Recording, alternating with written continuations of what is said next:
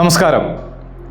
നമ്മൾ ഇന്ന് ചർച്ച ചെയ്യാൻ പോകുന്ന വിഷയം നമ്മളെല്ലാം വളരെ കാലങ്ങളായി അലട്ടിക്കൊണ്ടിരിക്കുന്ന ഒരു പ്രധാനപ്പെട്ട വിഷയമാണ്. എന്താണെന്നല്ലേ, നമ്മളെല്ലാം വളരെ കാലങ്ങളായി, വർഷങ്ങളായി നോമ്പ് നോറ്റ് വ്രതമെടുത്ത് പല പല ആരാധനാലയങ്ങളിൽ, പുരാതന കേന്ദ്രങ്ങളിലൊക്കെ പോയി നമ്മൾ കരഞ്ഞ് നിലവിളിച്ച് ശയനപ്രദക്ഷിണം നടത്തിയും അവിടുത്തെ എല്ലാവിധ ആചാര അനുഷ്ഠാനങ്ങളും ഒക്കെ പാലിച്ചും പ്രാർത്ഥിച്ചിട്ടും നമ്മളുടെ പ്രാർത്ഥന ഫലിക്കുന്നില്ല എന്ന് മാത്രമല്ല, പ്രാർത്ഥിച്ച കാര്യങ്ങൾ നമുക്ക് ലഭിക്കുന്നില്ല എന്ന് മാത്രമല്ല, കഷ്ടപ്പാടുകളും ദുഃഖങ്ങളും ദുരിതങ്ങളും കൂടി മാത്രം വരുന്നു. ശരിയല്ലേ? എന്തായിരിക്കും അതിൻ്റെ കാരണം എന്നുള്ളതാണ് ഈ വീഡിയോയിലൂടെ നമ്മൾ ചർച്ച ചെയ്യുന്നത്. അതുകൊണ്ട് തന്നെ ആദ്യമേ തന്നെ പറയട്ടെ, ഈ വീഡിയോ സാധാരണ നമ്മൾ കണ്ടു കേട്ട് സ്കിപ്പ് ചെയ്തു പോകുന്ന ലാഘവത്തിൽ കാണാതെ ഈ വീഡിയോയിൽ പറയുന്ന പ്രാർത്ഥനയുടെ യഥാർത്ഥ രഹസ്യം, എങ്ങനെ പ്രാർത്ഥിച്ചാലാണ് ഗുണം കിട്ടുക എന്നുള്ള കാര്യം മനസ്സിലാക്കി തുടർന്നങ്ങോട്ട് നമ്മുടെ പ്രാർത്ഥനയുടെ രീതി മാറ്റിയാൽ നമ്മൾ എന്താണോ ആഗ്രഹിക്കുന്നത്, എന്താണോ പ്രാർത്ഥിക്കുന്നത്, അത് നമ്മൾക്ക് ലഭിക്കും എന്നുള്ളതാണ്. നേരിട്ട് വിഷയത്തിലേക്ക് വന്നാൽ, നമ്മളൊന്ന് ചിന്തിച്ചു നോക്കിയാൽ ഇത്രയും കാലം നമ്മൾ എങ്ങനെയാണ് പ്രാർത്ഥിച്ചുകൊണ്ടിരുന്നത്? ആരാധനാലയങ്ങളിൽ പോയി പ്രാർത്ഥിച്ചുകൊണ്ടിരുന്നത് എങ്ങനെയാണ് എന്ന് ചിന്തിക്കണം. എന്നിട്ടും എന്തുകൊണ്ടാണ് ഫലം ലഭിക്കാതിരുന്നത് എന്നും ചിന്തിക്കണം. ദൈവങ്ങൾക്ക് ശക്തി കുറഞ്ഞു പോയിട്ടോ, ആരാധനാലയങ്ങളുടെ ശക്തി കുറഞ്ഞു പോയിട്ടോ, പവിത്രത കുറഞ്ഞു പോയിട്ടോ ഒന്നുമല്ല, മറിച്ച് ശരിയായ രീതിയിലല്ല നമ്മൾ പ്രാർത്ഥിച്ചു കൊണ്ടിരുന്നത് എന്നുള്ള ഒറ്റ കാരണത്താലാണ്. പ്രാർത്ഥനയുടെ സയൻസ് അറിഞ്ഞ് എങ്ങനെയാണ് പ്രാർത്ഥന, നമ്മൾ എന്താണോ പ്രാർത്ഥിക്കുന്നത് ആ പ്രാർത്ഥിക്കുന്ന കാര്യം നമ്മൾക്ക് സംഭവിക്കുന്നത് എന്നുള്ള സയൻസ് അറിയാതെ പണ്ടാരൊക്കെയോ ചെയ്തു വന്നിരുന്നത് അതേപോലെ നമ്മൾ തുടർന്ന് വന്നിരുന്നു എന്നുള്ള ഒറ്റ കാരണം കൊണ്ടാണ് നമ്മളുടെ പ്രാർത്ഥന ഫലിക്കാതെ പോയത് എന്ന് മനസ്സിലാക്കുക. ഞാൻ ആദ്യമേ തന്നെ പറഞ്ഞിരുന്ന ഒരു കാര്യമുണ്ട്. നമ്മളുടെ ഉപബോധ മനസ്സിൻ്റെ, നമ്മുടെ സബ് കോൺഷ്യസ് മൈൻഡിൻ്റെ ഒരു പ്രത്യേകതയെപ്പറ്റി ഞാൻ പറഞ്ഞിട്ടുണ്ട്. നമ്മൾ എന്താണോ റിപ്പീറ്റഡായി വീണ്ടും ചിന്തിക്കുന്നത്, വീണ്ടും പറയുന്നത്, വീണ്ടും പ്രവർത്തിക്കുന്നത്, ആ കാര്യങ്ങൾ പോസിറ്റീവ് ആകട്ടെ നെഗറ്റീവ് ആകട്ടെ നമ്മളുടെ ജീവിതത്തിലേക്ക് വീണ്ടും ആകർഷിക്കപ്പെട്ടു വരും എന്ന് നമ്മൾ ആദ്യമേ പഠിച്ചിട്ടുണ്ട്. അത് നമ്മളുടെ ഉപബോധ മനസ്സിൻ്റെ സ്വഭാവമാണ്, പ്രത്യേകതയാണ് എന്ന് നമ്മൾ മനസ്സിലാക്കിയിട്ടുണ്ട്. ആ മനസ്സിലാക്കൽ ഉള്ളിൽ വെച്ചുകൊണ്ട് നമ്മൾ ചിന്തിച്ചു നോക്കുക, എങ്ങനെയായിരുന്നു നമ്മൾ ഇത്രയും കാലം പ്രാർത്ഥിച്ചു കൊണ്ടിരുന്നത്? ഏത് മനസ്സോടെയായിരുന്നു നമ്മൾ പ്രാർത്ഥിച്ചു കൊണ്ടിരുന്നത്? ഏത് രീതിയിലായിരുന്നു പ്രാർത്ഥിച്ചു കൊണ്ടിരുന്നത് എന്ന് സ്വയം ചിന്തിച്ചു നോക്കുക.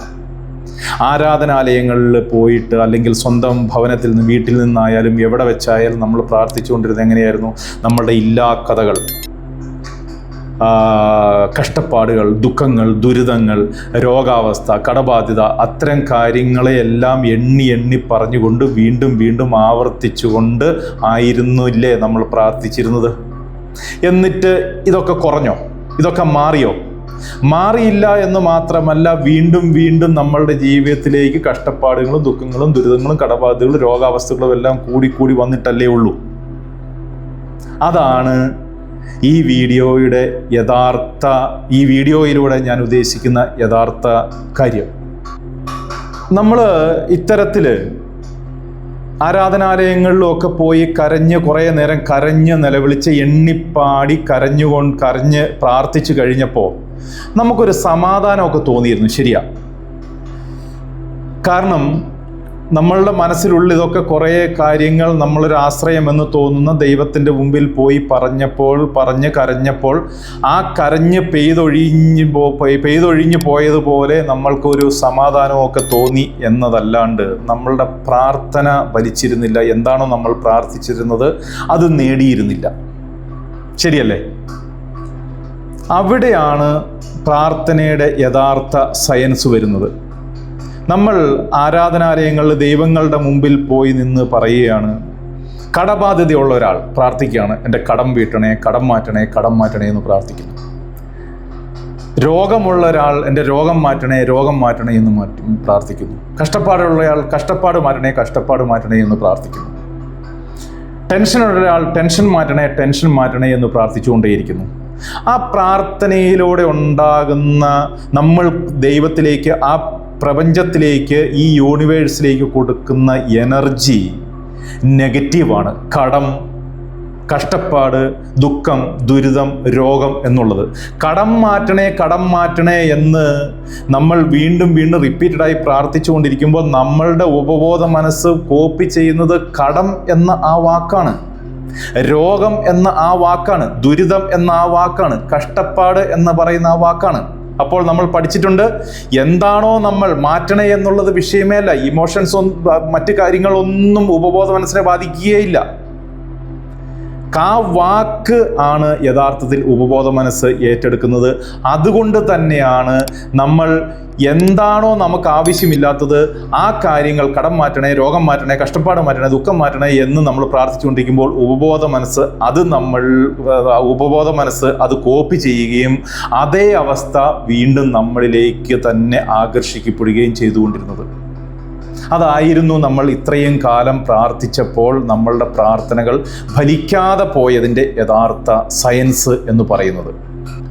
നമ്മൾ പ്രാർത്ഥിക്കുമ്പോൾ ശരിക്കും ആ പ്രാർത്ഥന കേൾക്കുന്നത് ഈ പ്രപഞ്ചശക്തി, ദൈവം,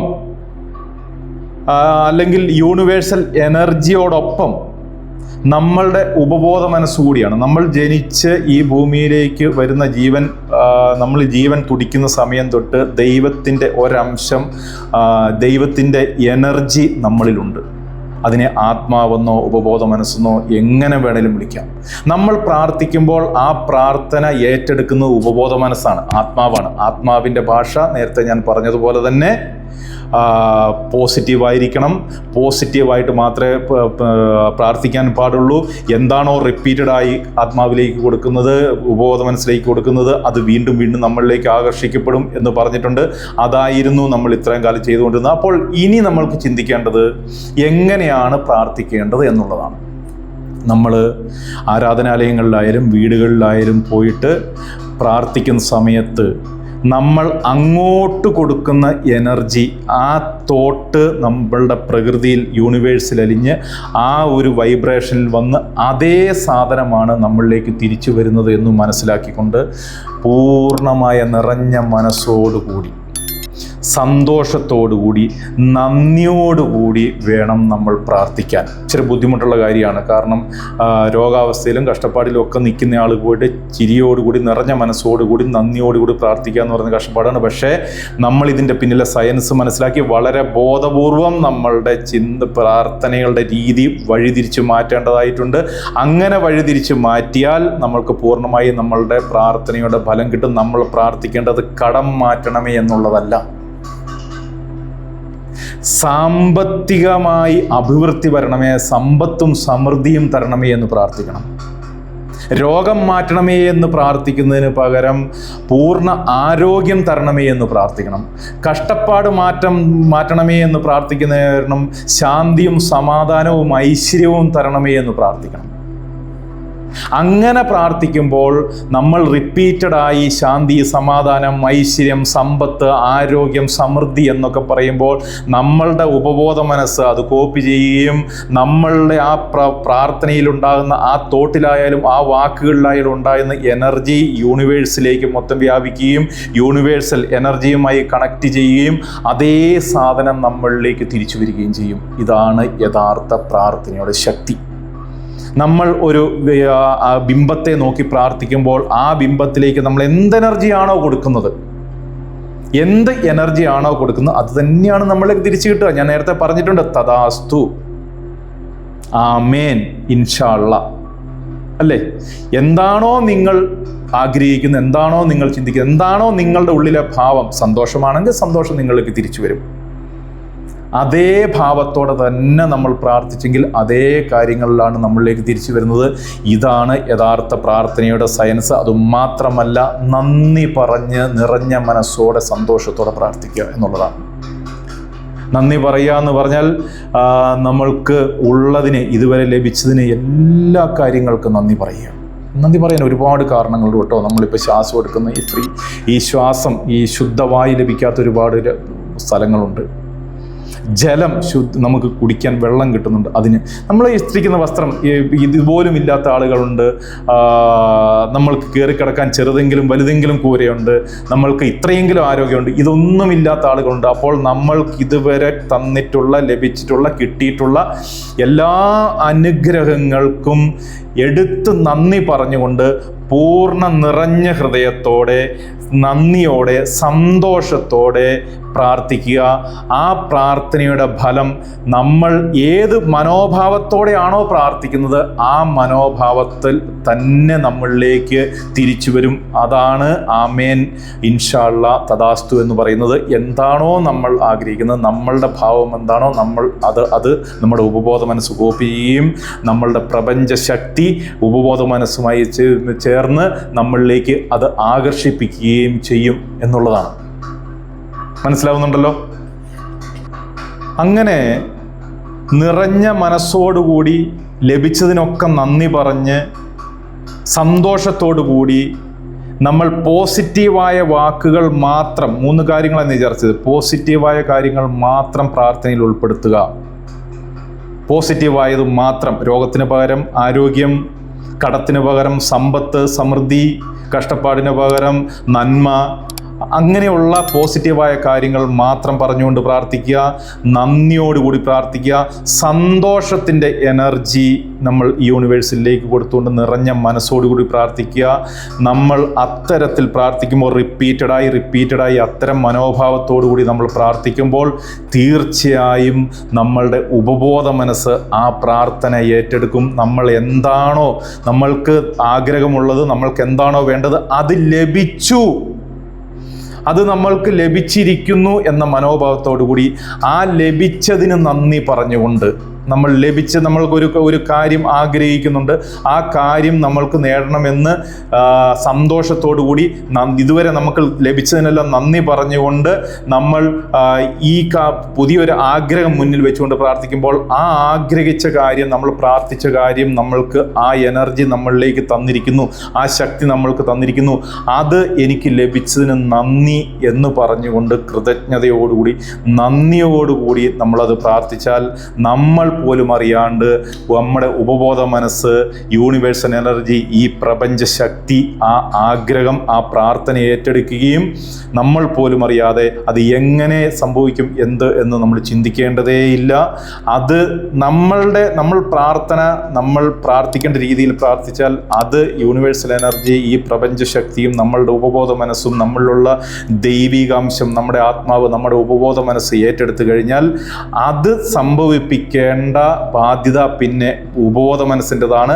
അത് നടത്തിത്തരുന്നതിന് വേണ്ടിയുള്ള എല്ലാ കാര്യങ്ങളും നമ്മൾ പോലും അറിയാതെ ഈ യൂണിവേഴ്സ് നമ്മൾക്ക് വേണ്ടി ശരിയാക്കി തരും എന്നുള്ളതാണ് അതിൻ്റെ യഥാർത്ഥ സയൻസ് എന്ന് പറയുന്നത്. ഇതായിരുന്നു നമ്മൾ ഇത്രയും കാലം അറിയാതെ പോയത്.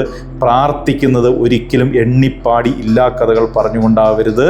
ഇങ്ങനെ ഈ പറഞ്ഞതുപോലെ നന്ദിയോടെ സന്തോഷത്തോടു കൂടി നമ്മൾ പ്രാർത്ഥിച്ചാൽ നമുക്ക് ജീവിതത്തിൽ എന്തും നേടിയെടുക്കാൻ സാധിക്കും എന്നുള്ളതാണ് അതിൻ്റെ പ്രാർത്ഥനയുടെ പിന്നിലെ യഥാർത്ഥ സയൻസ്.